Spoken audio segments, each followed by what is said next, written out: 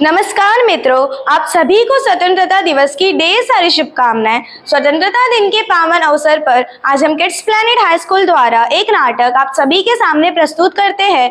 15 अगस्त 1947 वह ऐतिहासिक दिन है जब भारत को अंग्रेजी हुकूमत से आज़ादी मिली।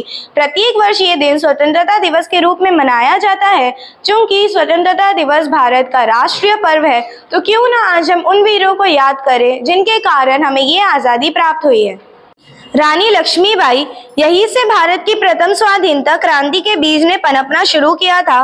रानी लक्ष्मीबाई का जन्म 19 नवंबर 1828 में काशी में हुआ था। बचपन से ही वो तलवारबाजी, घुड़सवारी जैसी कलाओं में निपुण थी।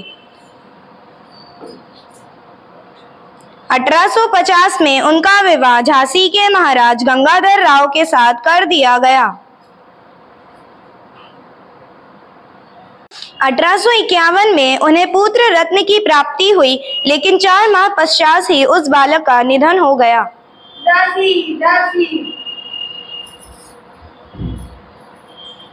महाराज को इस बात का इतना धक्का पहुंचा कि फिर वो स्वस्थ ना हो सके और कुछ समय पश्चात उनका भी निधन हो गया। महाराज नहीं रहे।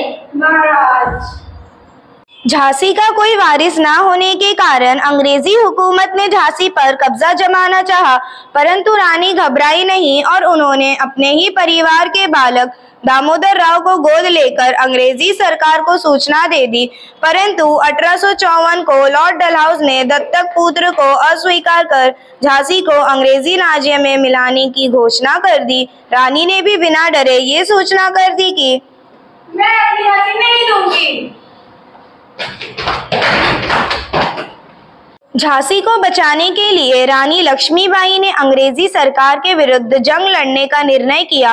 सेना कम होने के कारण उन्होंने स्वयंसेवक सेना का गठन किया, जिसमें उन्होंने महिलाओं को भर्ती कर युद्ध का प्रशिक्षण देना शुरू किया।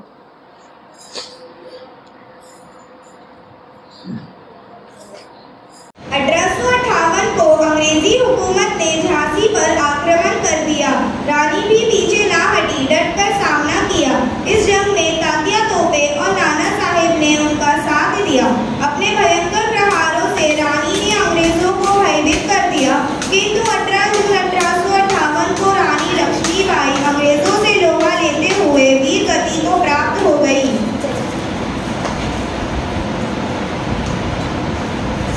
सचमुच सुभद्रा चौहान ने सही कहा था, खूब लड़ी मर्दानी थी वो तो झांसी वाली रानी थी। स्वतंत्रता की बात हो और वो भी मंगल पांडे के बिना, ये तो हो ही नहीं सकता। मंगल पांडे का जन्म 19 जुलाई 1827 में नगवा गांव में हुआ था। वह ब्राह्मण परिवार से थे। 22 साल की उम्र में उनका चयन ईस्ट इंडिया कंपनी की 34वीं बटालियन में हो गया। उस समय बंदूक को लोड करने के लिए पहले कारतूस को दांत से काटना पड़ता था और जो कारतूस उन्हें दिए गए उन्हें बनाने के लिए गाय और शुगर की चर्बी का इस्तेमाल किया जाता था। इसे ब्रिटिश शासन द्वारा हिंदू और मुसलमानों का धर्म भ्रष्ट करने की सोची समझी साजिश कहा गया। 29 मार्च 1857 को रेजिमेंट में सारे सिपाहियों को वह कारतूस बांटा गया। मंगल पांडे ने कारतूस मिलते ही उसे जनरल बाग के सामने जमीन पर फेंक दिया। उन्होंने अपनी ही बटालियन के खिलाफ बगावत कर दी। ये देखकर जनरल को गुस्सा आया और उसने बंदूक से मंगल पांडे के कंधे पर हमला किया। वह जमीन पर गिर पड़े और उठकर उन्होंने भी जनरल पर हमला किया। तुरंत मंगल पांडे को कैद कर लिया गया और कुछ समय पश्चात उन्हें फांसी की सजा सुना दी गई। इस दौरान वह अपने साथी सिपाहियों को विरोध के लिए मनाने में सफल रहे और 28 अप्रैल 1857 को उन्हें फांसी पर लटका दिया गया। इसके बाद जगह जगह अंग्रेजी हुकूमत की रेजिमेंट में विरोध होना शुरू हो गया। मंगल पांडे के विरोध की चिंगारी ने देखते ही देखते अंग्रेजों की जड़ों को कमजोर कर दिया। मंगल पांडे को भारत के प्रथम स्वतंत्रता सेनानी भी कहा जाता है। महात्मा गांधी ने स्वतंत्रता की लड़ाई